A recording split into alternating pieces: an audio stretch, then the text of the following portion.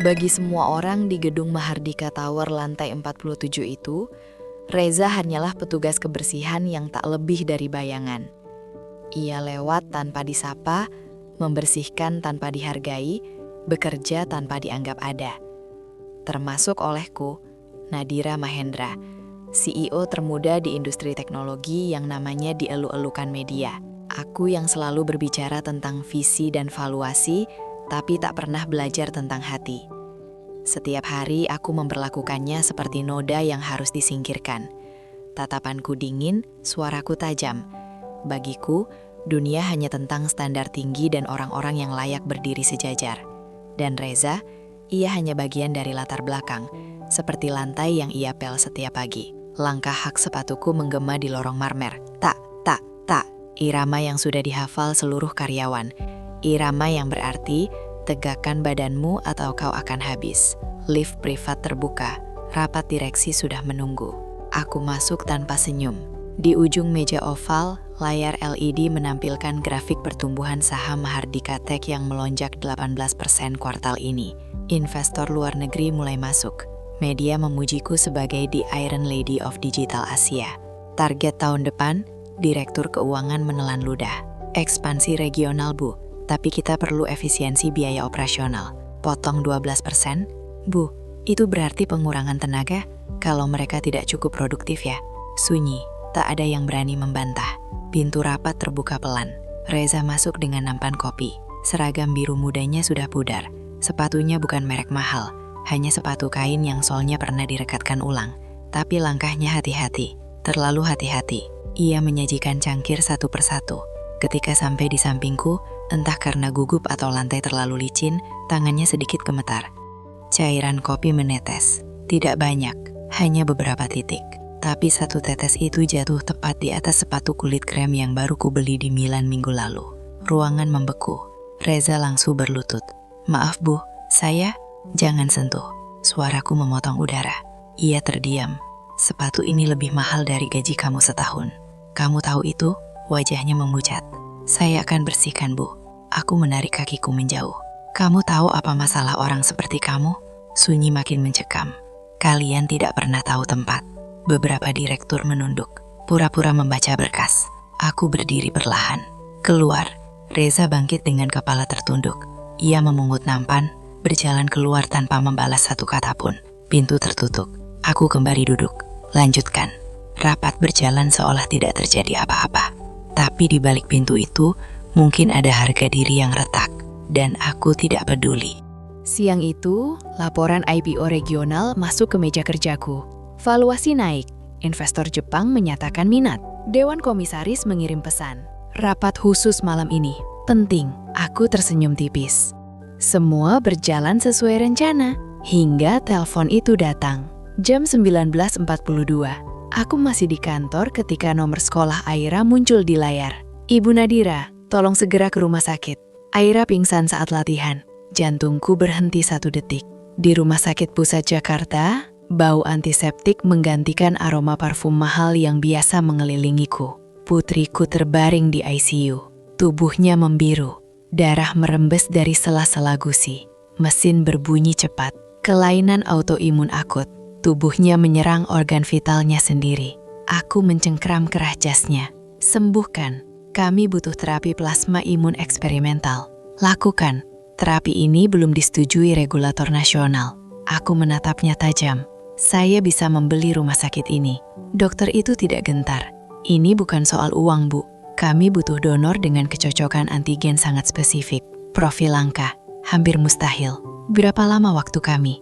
36 jam sebelum ginjalnya gagal total. Dunia terasa menyempit.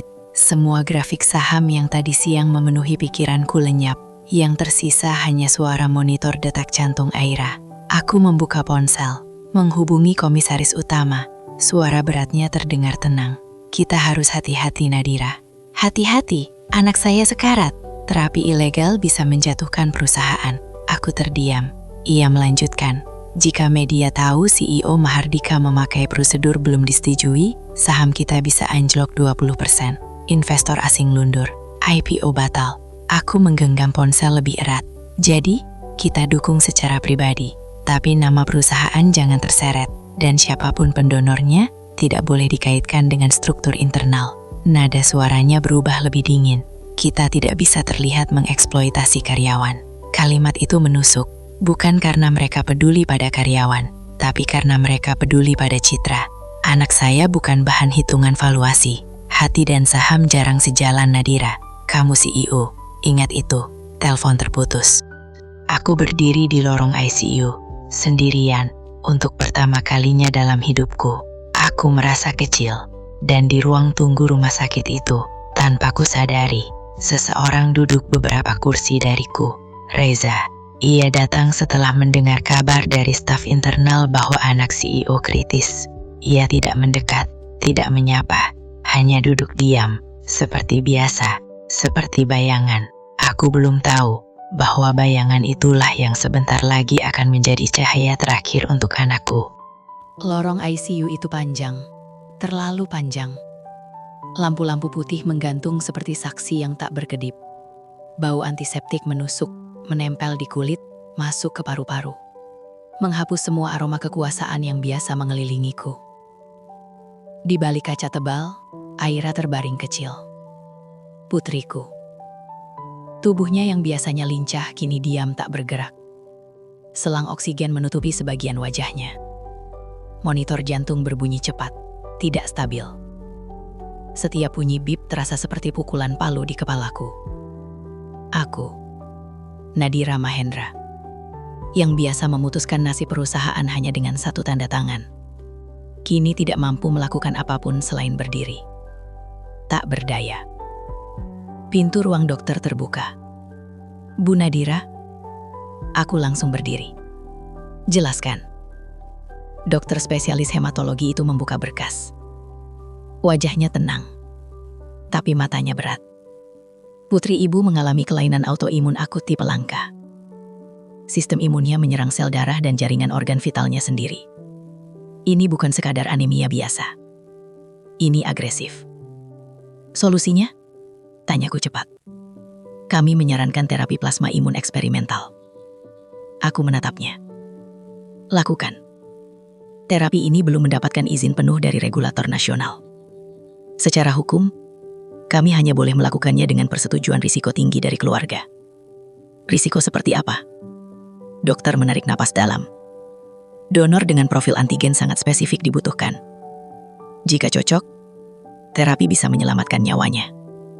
Tapi jika terjadi reaksi penolakan, kondisi bisa memburuk dalam hitungan jam. Dan donor itu, suaraku mulai menipis. Kami sudah cek stok nasional. Kosong. Kami hubungi jaringan Asia Pasifik. Nihil. Profil antigen seperti ini sangat jarang. 1 banding jutaan. Ruang terasa mengecil. Waktu? Tanyaku lagi. 36 jam sebelum ginjalnya gagal total. 36 jam. Aku biasa berbicara dalam kuartal. Dalam target tahunan. Dalam roadmap 5 tahun. Kini hidup anakku dihitung per jam. Jam menunjukkan pukul 23.10 ketika aku kembali ke ruang tunggu. Ponselku bergetar. Nama, Ketua Dewan Komisaris. Aku angkat. Kami sudah mendengar detailnya. Suaranya stabil. Terlalu stabil. Bagus. Maka dukung saya. Kami mendukung sebagai manusia. Tapi sebagai komisaris, kami harus memikirkan dampaknya. Aku memejamkan mata. Terapi eksperimental ini jika bocor, bisa memicu penyelidikan regulator. Mahardika Tech baru saja masuk fase pra-IPO regional. Anak saya sekarat. Kataku pelan. Dan 3.200 karyawan menggantungkan hidup pada stabilitas perusahaan. Kalimat itu menghantam. Jangan campur adukan ini. Kami tidak mencampur. Kami mengukur resiko. Sunyi sejenak. Lalu, suara itu berubah lebih rendah. Jika terapi ini dilakukan, jangan ada keterlibatan resmi perusahaan. Maksud Anda, tidak ada dana perusahaan, tidak ada nama Mahardika dalam dokumen medis, dan siapapun donor yang terlibat tidak boleh dikaitkan dengan struktur internal. Aku menegang. Mengapa? Karena jika publik tahu, CEO menggunakan karyawan sebagai donor terapi ilegal, narasinya akan berubah menjadi eksploitasi kelas. Mereka bahkan sudah memikirkan framing media. Jadi Anda lebih takut pada opini publik daripada kematian anak saya? Kami takut pada kehancuran sistem yang ibu bangun 12 tahun. Telepon terputus. Aku berdiri membeku. Untuk pertama kalinya, aku merasa tidak sedang memimpin perusahaan. Aku sedang sendirian. Tengah malam, rumah sakit mulai sunyi. Beberapa staf perusahaan datang. Direktur keuangan, kepala HRD. Wajah mereka serius, tapi jarak emosional terasa jelas. Bu, kami turut prihatin, kata HRD dengan nada formal. Kami akan bantu cari donor lewat jaringan internal perusahaan, tambah direktur keuangan. Aku mengangguk singkat. Mereka pergi. Di sudut ruangan, seseorang berdiri ragu-ragu. Seragam biru pudar. Reza. Ia tidak mendekat. Hanya berdiri, memegang topi kerjanya dengan kedua tangan. Kenapa kamu di sini? Saya dengar kabar dari bagian umum, Bu. Jawabnya pelan. Saya cuma mau memastikan Aira baik-baik saja. Nama anakku keluar dari mulutnya tanpa gelar. Biasanya itu cukup untuk membuatku tersinggung. Tapi malam itu, aku terlalu lelah untuk marah. Ini bukan urusan kantor, kataku. Ia mengangguk. Saya tahu, Bu. Lalu ia duduk kembali. Diam. Seperti biasa. Seperti bayangan. Pukul 12.17 dini hari. Dokter keluar lagi. Kami akan mulai pencarian donor internal terbatas. Siapapun yang bersedia menjalani tes kecocokan antigen bisa mendaftar. Aku langsung mengambil ponsel. Grup direksi. Grup komisaris. Pesan singkat. Putri saya membutuhkan donor antigen spesifik. Saya minta semua pihak yang bersedia melakukan tes segera melapor. Balasan masuk. Direktur operasional. Saya ada riwayat hipertensi, Bu. Komisaris B. Golongan darah saya berbeda jauh. Investor utama. Sedang di Singapura. Satu demi satu alasan. Tidak ada yang berkata, saya siap. Jam berjalan.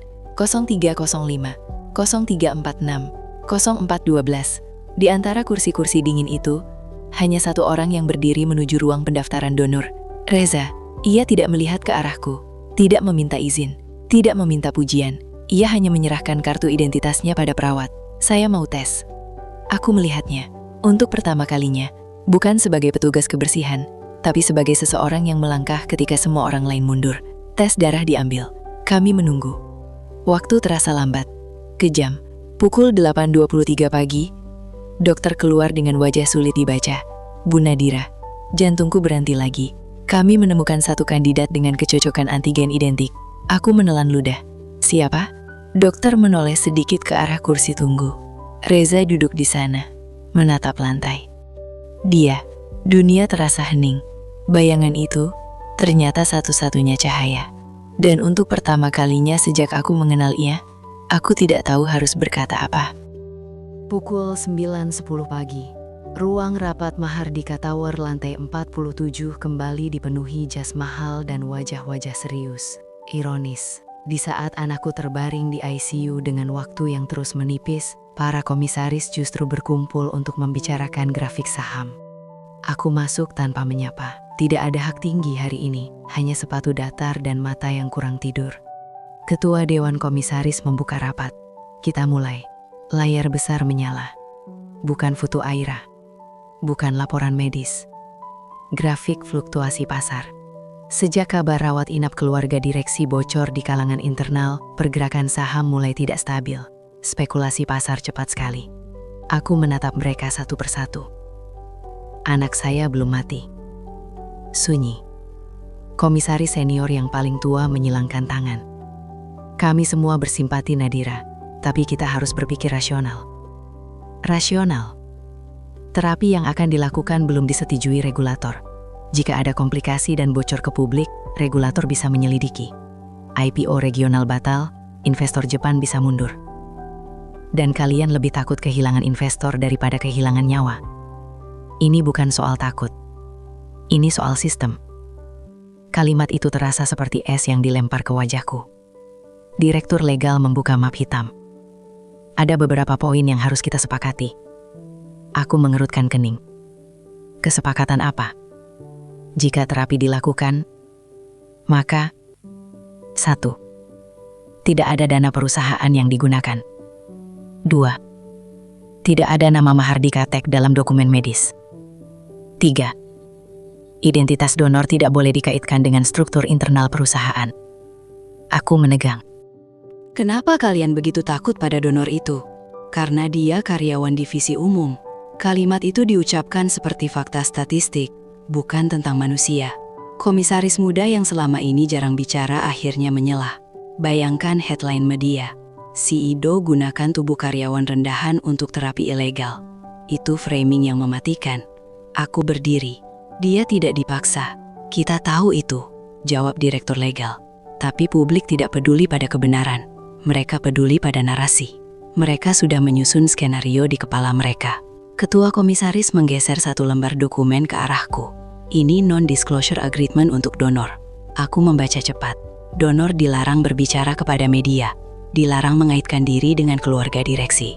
Setelah prosedur, kontraknya akan dievaluasi ulang. Perusahaan berhak tidak memperpanjang masa kerja tanpa kewajiban penjelasan. Aku menatap mereka. Kalian ingin memecatnya. Kami ingin menjaga struktur sosial perusahaan. Struktur sosial? Kedekatan personal antara CEO dan staf divisi umum bisa menciptakan ketidakseimbangan internal. Itu cara halus mengatakan, ia tidak pantas berada di lingkaranku. Dia menyelamatkan anak saya, kataku pelan. Dan kami menghargai itu secara pribadi, jawab komisaris senior.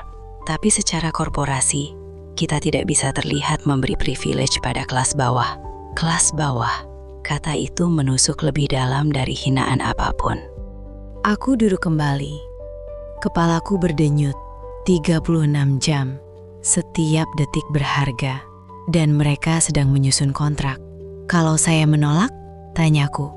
Ketua komisaris menatap lurus. Dewan bisa mengajukan mosi tidak percaya dalam rapat pemegang saham luar biasa. Ancaman. Halus. Elegan. Tapi jelas. Jika aku terlalu emosional, mereka bisa menurunkanku. Dan saat itu terjadi, aku tidak lagi punya akses pada jaringan medis atau pengaruh apapun untuk membantu Aira. Aku terjebak sebagai ibu, sebagai CEO. Rapat selesai tanpa tepuk tangan. Aku keluar ruangan dengan napas berat. Di lorong, beberapa manajer menunduk hormat seperti biasa. Tapi kali ini aku merasa tidak lebih tinggi dari siapapun. Di lift privat, pantulan wajahku di cermin tampak asing. Aku selalu percaya bahwa kekuasaan berarti kendali. Ternyata tidak. Rumah sakit, pukul 14.20. Dokter menghampiriku. Kami perlu persetujuan final untuk prosedur. Kondisi Aira mulai tidak stabil. Bagaimana kondisi donor? Reza siap, tapi kami harus menjelaskan risiko kepadanya lagi. Tekanan darahnya cenderung rendah. Prosedur ini bisa membuatnya kolaps sementara. Aku terdiam. Aku melihatnya dari kejauhan. Reza duduk di kursi tunggu, membaca doa pelan. Tangannya masih memegang map hasil tes. Ia tidak tahu isi rapat tadi. Tidak tahu bahwa masa depannya sedang dinegosiasikan seperti angka. Aku berjalan mendekat. Reza, ia langsung berdiri. Bu, apa kamu tahu risikonya? Ia mengangguk. Dokter sudah jelaskan, bisa ada komplikasi. Tapi kalau Aira selamat, itu cukup.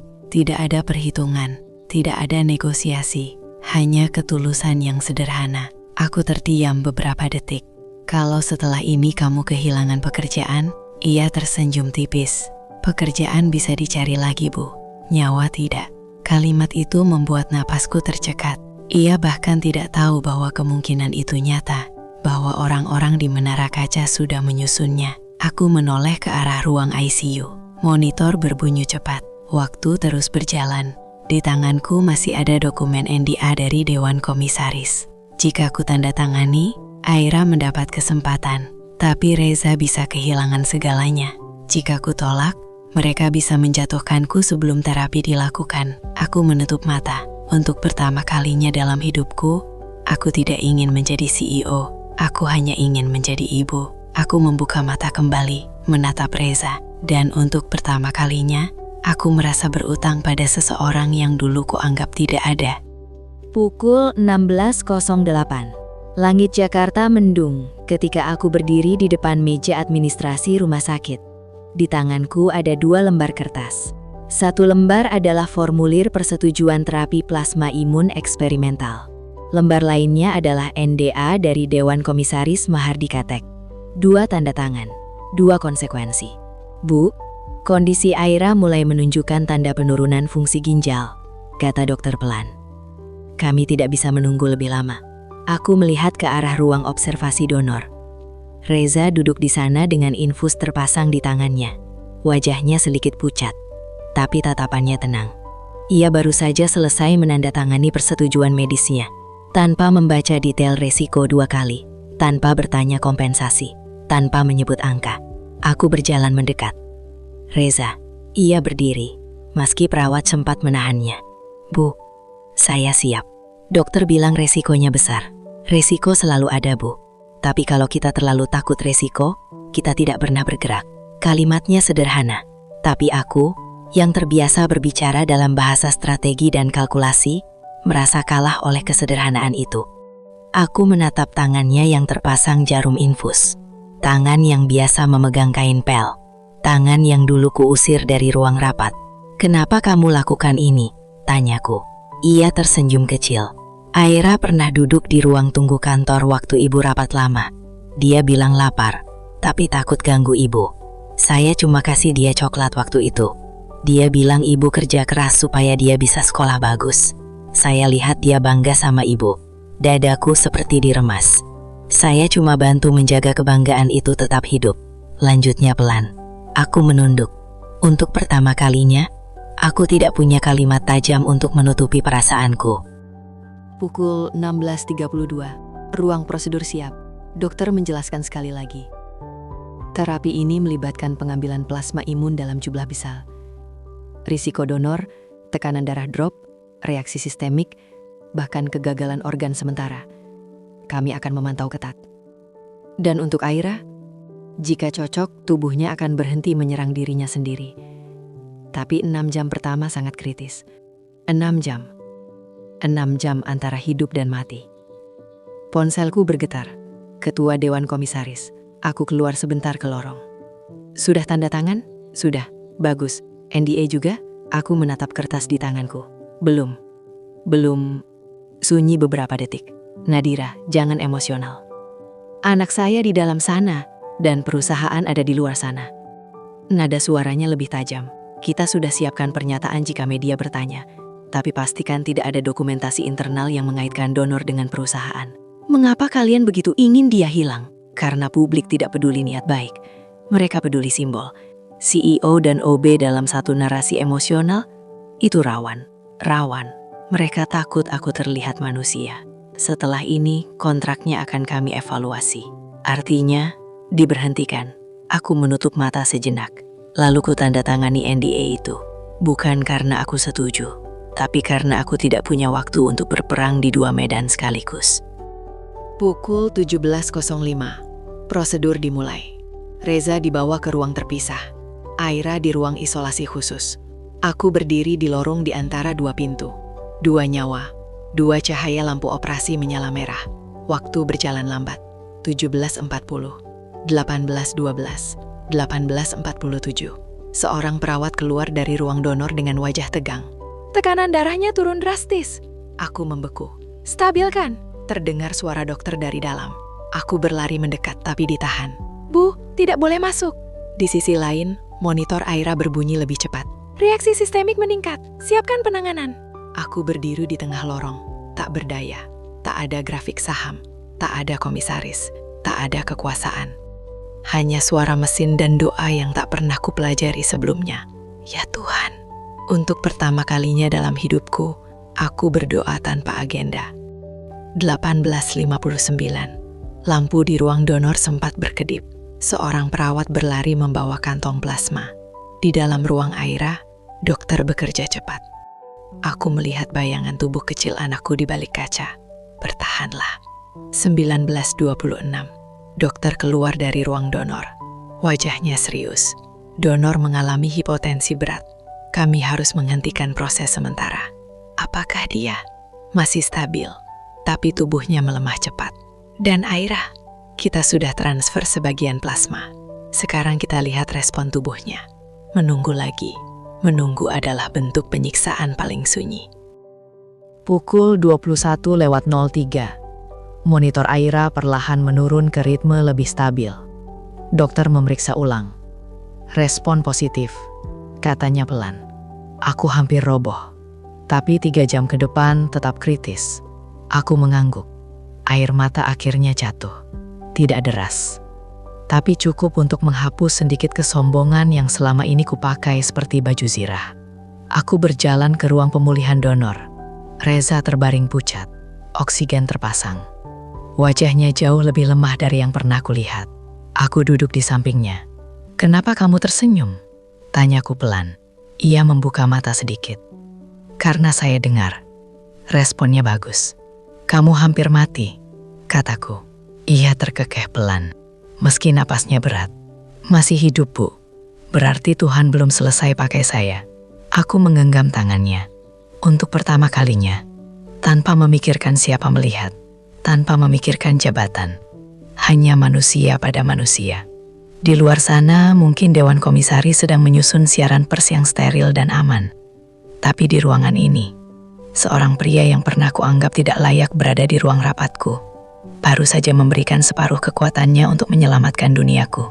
Dan untuk pertama kalinya, aku merasa kecil. Bukan karena kalah, tapi karena sadar, aku selama ini buta. Pagi itu, sebelum matahari benar-benar naik, berita sudah lebih dulu terbit.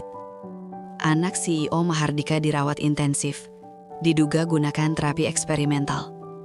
Aku membaca judul itu di layar ponsel dengan napas tertahan. Belum ada nama donor, belum ada detail prosedur, tapi aroma skandal sudah menyebar. Siapapun di dalam sistem rumah sakit pasti membocorkan secuil informasi. Dan di dunia korporasi, secuil cukup untuk membangun badai.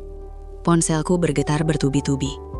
Direktur PR, Direktur Keuangan, Ketua Dewan Komisaris. Aku mengangkat panggilan pertama. "Bu, kita harus segera keluarkan pernyataan resmi. Narasinya harus diaraskan. Kalau tidak, media akan framing sendiri." "Framing apa?" Mereka mulai berspekulasi bahwa terapi ini melibatkan donor dari lingkungan internal perusahaan. Jantungku berdetak lebih keras, dan kita harus bantah sebelum berkembang. Belum sempat aku menjawab. Panggilan kedua masuk. Ketua Dewan Komisaris. Aku angkat. "Kami sudah baca beritanya. Ini yang kami khawatirkan. Belum ada nama disebut." "Belum. Tapi investigasi berjalan cepat. Kita perlu memastikan tidak ada jejak administrasi yang menghubungkan donor dengan Mahardika." Aku menutup mata sejenak. "Apa yang kalian mau? Kita keluarkan pernyataan bahwa keluarga direksi menanggung seluruh biaya pribadi. Dan donor adalah pihak independen yang tidak memiliki hubungan struktural dengan perusahaan." Hubungan struktural. Itu cara halus untuk menghapus Reza dari peta. Dia karyawan kita. Tidak dalam konteks publik. Nada suaranya dingin. Tegas. Kalau nama perusahaan terseret dalam terapi ilegal, regulator bisa membekukan izin ekspansi kita. Nilai saham turun. Investor mundur. Anak saya hampir mati. Dan ribuan karyawan bisa kehilangan pekerjaan jika krisis kepercayaan terjadi. Mereka selalu membawa angka. Selalu membawa ribuan keluarga. Seolah-olah hanya aku yang egois. Aku menatap ruang pemulihan. Reza masih terbaring lemah. Tekanan darahnya belum sepenuhnya stabil. Ia bahkan belum sadar sepenuhnya ketika berita mulai beredar. Aku berjalan masuk. Perawat mengangguk hormat. Aku duduk di sampingnya. Tangannya masih dingin. Aku menggenggamnya pelan. Untuk pertama kalinya, aku merasa marah. Bukan pada orang lain, tapi pada sistem yang selama ini kubangun sendiri. Siang hari, grup internal manajemen meledak. Beberapa pesan bocor padaku. Kalau benar donor dari OB, ini bisa jadi isu kelas. Publik akan bilang kita eksploitasi. Kenapa CEO tidak cari donor dari kalangan selevelnya? Selevel, seolah darah memiliki kasta. Sore harinya, rapat virtual darurat digelar. Aku masuk dari ruang tunggu rumah sakit. Wajah-wajah komisaris muncul di layar besar. "Kita harus ambil langkah cepat," kata direktur legal. "Kita siapkan pernyataan. Keluarga direksi bertindak secara pribadi dan tidak melibatkan entitas perusahaan." "Dan soal donor?" tanyaku. "Dinyatakan sebagai relawan independen." Aku terdiam beberapa detik. "Kalian ingin menghapusnya. Kita ingin melindungi semua pihak. Dengan menghapusnya. Dengan menghindari persepsi eksploitasi." Kalimat itu terasa bersih, elegan, rasional. Tapi di baliknya ada satu kenyataan. Mereka takut reputasi lebih daripada rasa terima kasih. Aku menatap layar. Kalian ingin saya berdiri di depan media dan berpura-pura bahwa pria yang menyelamatkan anak saya bukan bagian dari perusahaan ini? Sunyi. Ketua komisaris menjawab pelan. Itu langkah paling aman. Aman. Kata itu terasa menjijikan. Sementara itu di ruang pemulihan, seorang perawat masuk membawa ponsel. Pak Reza, ada beberapa wartawan mencoba mencari informasi tentang Anda. Aku langsung berdiri. Bagaimana mereka tahu namanya? Sepertinya ada kebocoran internal. Dadaku panas. Reza membuka mata perlahan. Ada apa, Bu? Aku tidak langsung menjawab. Aku tidak tahu bagaimana menjelaskan bahwa namanya sedang menjadi komoditas. Bahwa di luar sana, orang-orang sedang menimbang apakah ia akan menjadi pahlawan atau bahan bakar skandal. Kalau media datang, kataku akhirnya, jangan bicara apapun dulu. Ia tersenyum lemah. Saya tidak biasa bicara depan kamera, Bu. Ia bahkan tidak menyadari betapa penting posisinya. Betapa ia bisa menjadi simbol. Malamnya, sebuah artikel baru terbit. Spekulasi, apakah Mahardika gunakan karyawan sendiri untuk terapi eksperimental? Belum ada bukti, tapi pertanyaan sudah dilempar. Itu cukup untuk memancing opini. Saham turun 3% dalam sehari. Direktur keuangan mengirim pesan singkat. Jika ini berlanjut, investor Jepang bisa menunda komitmen. Aku menatap grafik di layar. Angka merah kecil. Dulu, angka sekecil itu cukup untuk membuatku murka. Hari ini, aku bahkan tidak peduli. Aku kembali duduk di samping tempat tidur Reza. Lampu redup. Aira di ruang sebelah mulai menunjukkan stabilitas lebih baik. Dokter optimis. Aku menatap pria di depanku. Seragamnya diganti baju pasien. Tak ada lagi jarak simbolik. Reza, panggilku pelan. Ia membuka mata. Iya, Bu. Kalau setelah ini, kamu tidak lagi bekerja di Mahardika? Kenapa begitu, Bu? Karena dunia korporasi tidak suka cerita yang terlalu manusiawi. Saya tidak pernah kerja untuk cerita, Bu. Saya kerja untuk ibu saya dan untuk hidup. Dan kemarin, saya bantu Aira karena itu benar. Bukan karena kantor. Kalimat itu menghantam lebih keras daripada ancaman komisaris manapun. Di luar sana, mereka sedang menyusun narasi. Di sini, seorang pria memilih tanpa narasi. Aku berdiri, keluar ruangan, menghubungi ketua dewan komisaris. Saya tidak akan menyangkal identitas donor, kataku langsung. Nadira, saya tidak akan berdiri di depan publik dan berpura-pura. Kamu mempertaruhkan perusahaan, tidak. Jawabku pelan.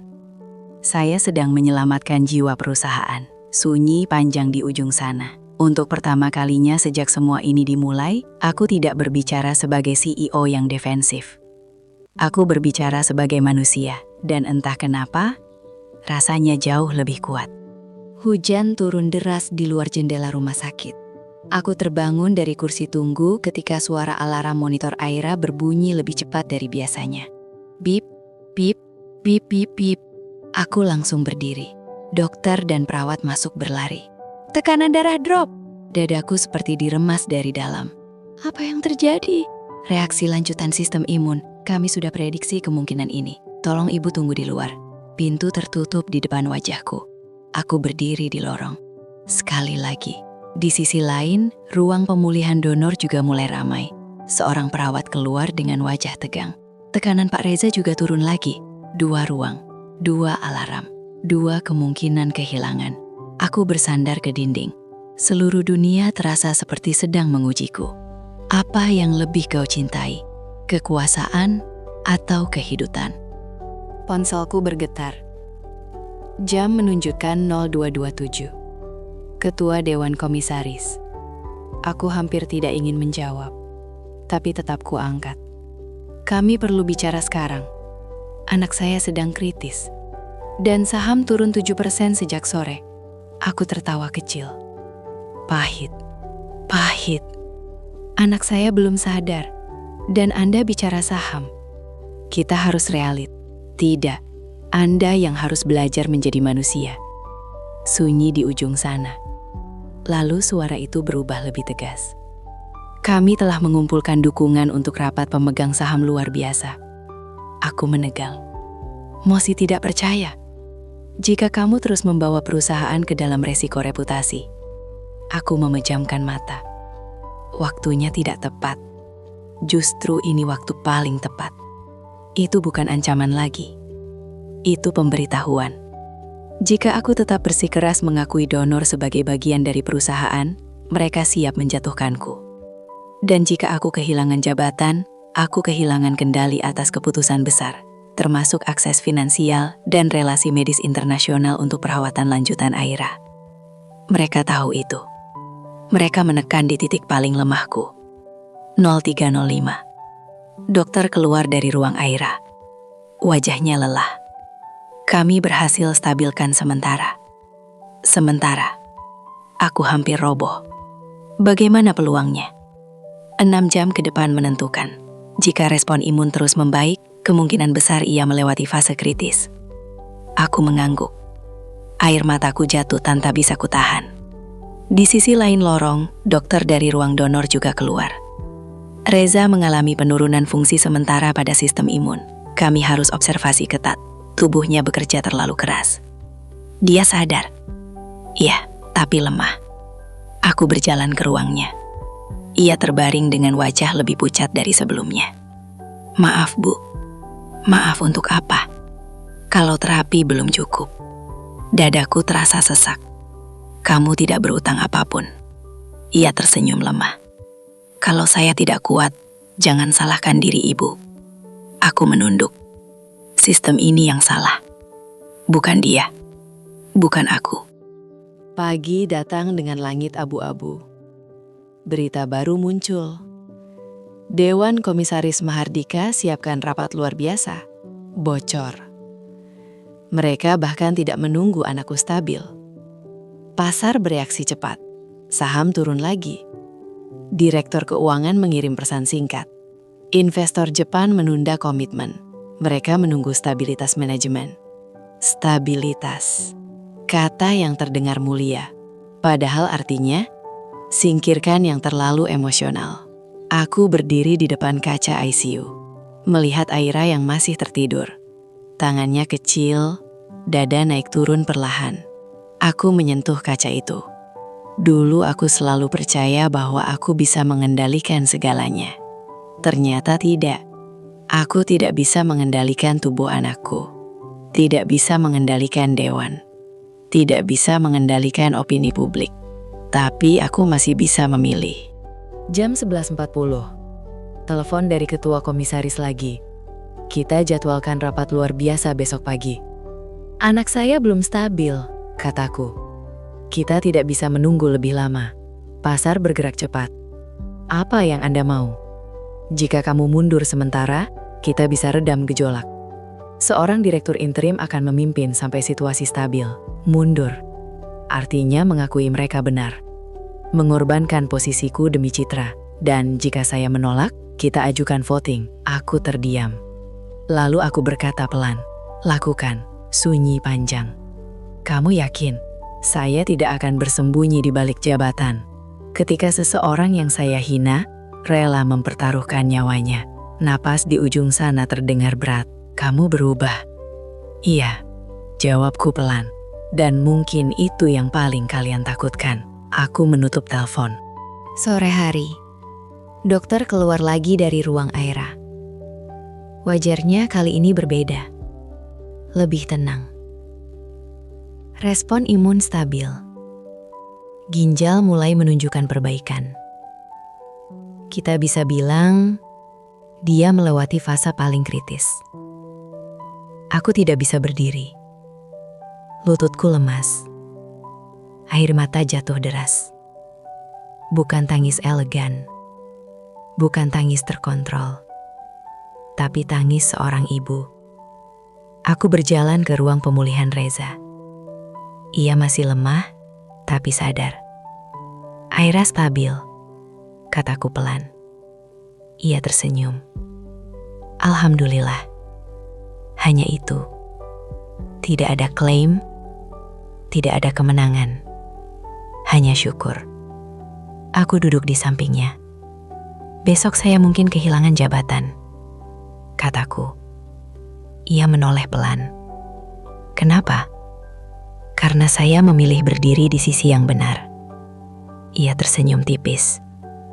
Kalau kehilangan jabatan karena membela kebenaran, itu bukan kehilangan, Bu. Kalimat itu sederhana, tapi lebih kuat dari semua rapat yang pernah kupimpin. Di luar sana, para komisaris sedang menghitung suara. Di dalam sini, detak jantung anakku mulai stabil. Dan untuk pertama kalinya, aku tidak takut kehilangan kursi. Karena aku akhirnya tahu mana yang lebih berharga untuk dipertahankan.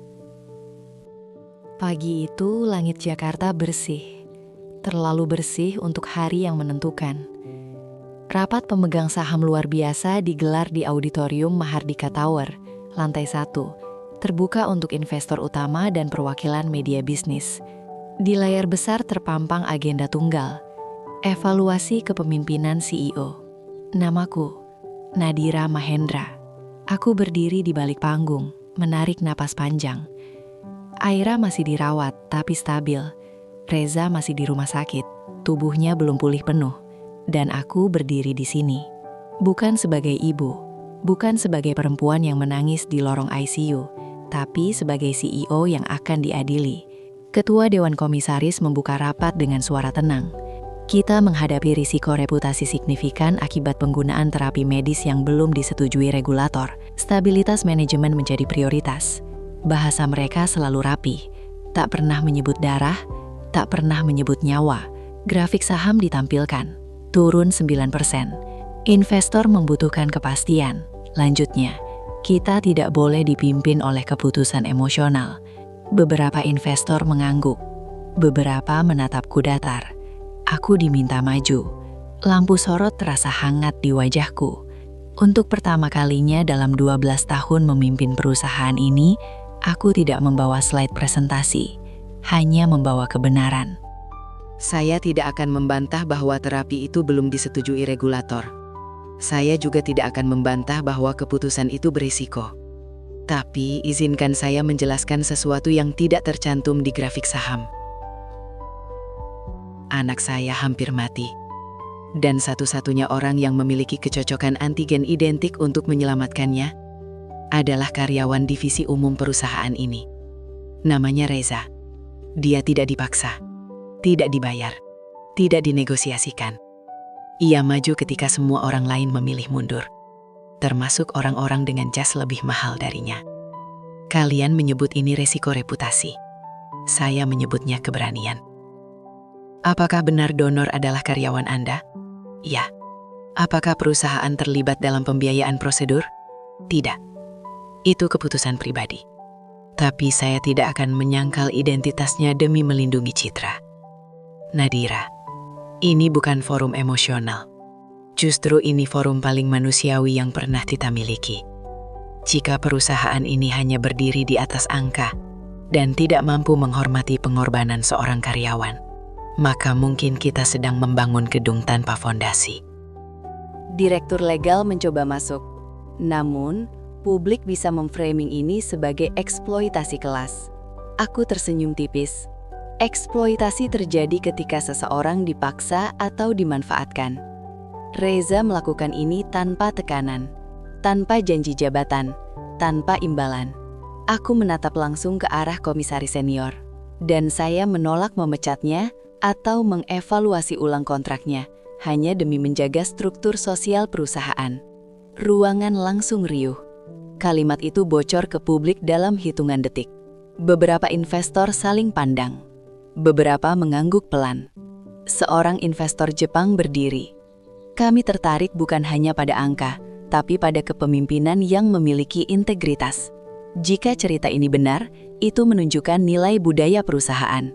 Ketua komisaris tampak tidak menyangka. Narasi mulai bergeser. Bukan lagi skandal, tapi keberanian. Voting dimulai. Suasana menegang. Jika kalah, aku turun hari ini juga. Jika menang, aku tetap berdiri. Suara dihitung. Detik terasa seperti jam. Akhirnya ketua komisaris mengumumkan. Dengan mayoritas tipis, CEO Nadira Mahendra tetap menjabat. Riuh rendah terdengar, bukan tepuk tangan meriah, tapi cukup untuk menunjukkan arah. Aku tetap berdiri, bukan karena kekuasaan, tapi karena kebenaran. Setelah rapat, wartawan mengerubungi. Apakah Anda akan memberi kompensasi khusus kepada donor? Aku menjawab tegas. Saya akan memberi penghormatan yang layak. Apakah hubungan Anda dengan karyawan tersebut profesional? Aku menatap kamera. Sangat profesional dan sangat manusiawi. Sore itu aku kembali ke rumah sakit, masuk ke ruang pemulihan. Reza masih lemah, tapi sudah duduk bersandar. Saya lihat berita. Kamu marah. Saya cuma takut ibu kehilangan jabatan. Saya hampir kehilangan. Tapi tidak, syukurlah.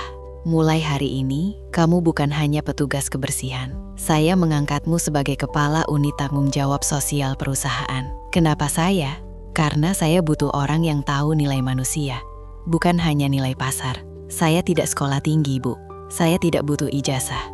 Saya butuh hati, ruangan sunyi, hangat. Dan untuk pertama kalinya sejak semua ini dimulai, tidak ada jarak di antara kami.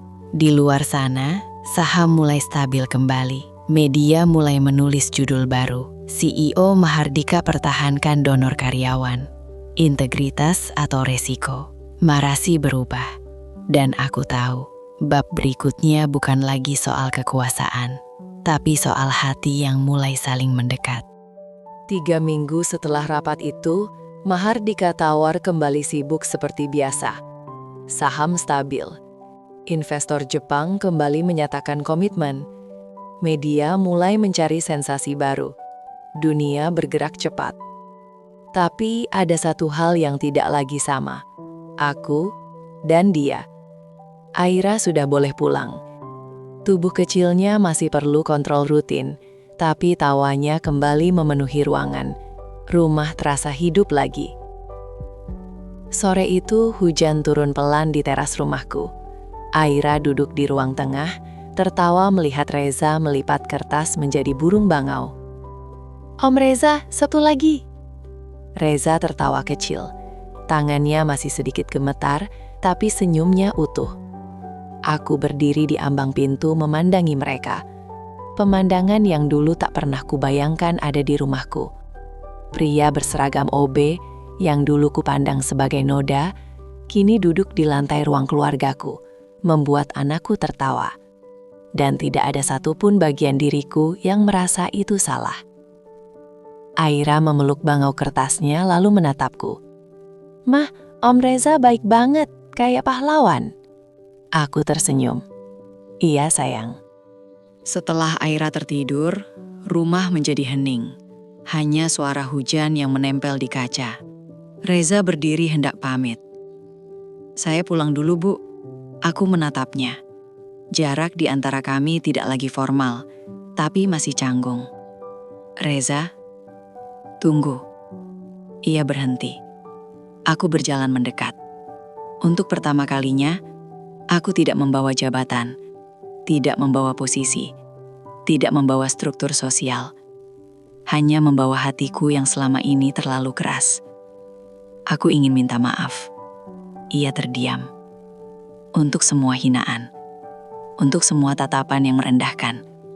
Untuk semua kalimat yang membuatmu merasa kecil. Mataku mulai panas. Aku pikir aku kuat.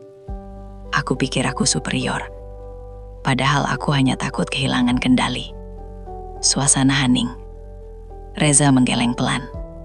Manusia memang sering merasa tinggi kalau belum diuji, Bu. "Jangan panggil aku, Bu." Ia tersenyum ragu. "Nadira." Namaku terdengar berbeda di bibirnya. Lebih lembut. Lebih jujur. Aku belajar banyak darimu. Tentang keberanian. Tentang ketulusan. Tentang harga diri yang tidak bergantung pada jabatan. Ketika kamu hampir kehilangan nyawa demi anakku, aku sadar sesuatu. Apa? Aku tidak hanya takut kehilangan Aira waktu itu. Aku takut kehilangan kamu juga. Nadira, dunia kita berbeda. Aku tahu. Kamu CEO. Kamu manusia, dan itu lebih tinggi dari semua jabatan. Aku tidak tahu ini cinta atau bukan. Tapi yang aku tahu, hatiku tenang saat kamu di sini, dan kosong saat kamu pergi.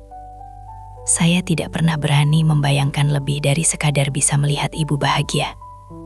Aku tidak butuh dibayangkan. Aku butuh kamu.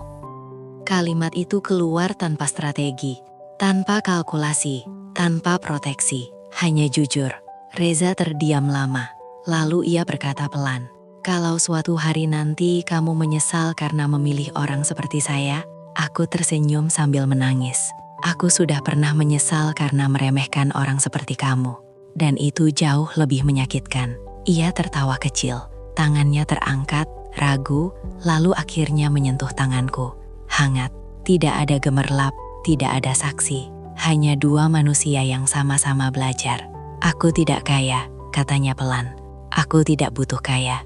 Aku tidak pandai bicara di depan investor. Aku sudah punya cukup orang yang pandai bicara. Aku hanya tahu menjaga orang yang aku sayang." Kalimat itu menghantam lebih keras dari semua pidato rapat yang pernah ku dengar. Air mataku jatuh lagi, dan untuk pertama kalinya, aku memeluknya. Pelukan itu tidak terburu-buru, tidak liar, tenang, seperti rumah yang akhirnya ditemukan. Beberapa bulan kemudian, di aula kecil kantor Mahardika yang sederhana, tanpa media, tanpa panggung megah, kami berdiri berdampingan. Bukan sebagai CEO dan staf, tapi sebagai dua manusia. Karyawan divisi umum berdiri di barisan depan. Direktur dan manajer berdiri di belakang. Tidak ada kasta, tidak ada struktur sosial, hanya saksi. Aku menggenggam tangannya. Aira berdiri di tengah, memegang bunga kecil. "Mah, sekarang Om Reza jadi ayah Reza." Aku tersenyum sambil menahan tangis. "Iya sayang." Reza menatapku. "Aku tidak pernah bermimpi sampai di sini." "Aku juga tidak," jawabku. "Tapi mungkin Tuhan sengaja mempertemukan kita bukan di ruang rapat, melainkan di ruang ICU." Kami tertawa kecil di sela tangis. Aku menatap semua karyawan. "Saya belajar satu hal," kataku pelan. "Perusahaan bisa dibangun dengan strategi, tapi jiwa perusahaan hanya bisa dibangun dengan kemanusiaan." Sunyi haru memenuhi ruangan. Aku pernah mengira bahwa yang paling tinggi adalah jabatan. Aku menoleh pada Reza. Ternyata yang paling tinggi adalah hati. Air mata jatuh. Banyak. Tidak hanya dariku, tidak hanya darinya, tapi dari mereka yang menyaksikan bahwa batas sosial bisa runtuh oleh satu pengorbanan tulus. Dan hari itu, tidak ada yang merasa lebih rendah, tidak ada yang merasa lebih tinggi. Yang ada hanya dua manusia yang menemukan cinta setelah melewati luka, dan seorang anak kecil yang kembali tertawa. Di lantai 47, tidak ada lagi langkah yang membuat orang menunduk karena takut. Yang ada adalah langkah yang membuat orang berdiri karena dihargai. Nadira belajar bahwa kekuasaan tanpa empati hanyalah kesunyian yang dibungkus kemewahan. Reza membuktikan bahwa harga diri tidak ditentukan oleh seragam, melainkan oleh keberanian memberi tanpa meminta kembali. Dan Aira tumbuh dengan cerita bahwa ayahnya bukan pria terkaya di ruangan, melainkan pria yang paling rela kehilangan demi menyelamatkan. Ingatlah, jika hari ini kau merasa kecil di mata dunia, mungkin justru kau sedang dipersiapkan untuk menjadi cahaya bagi dunia. Tamat.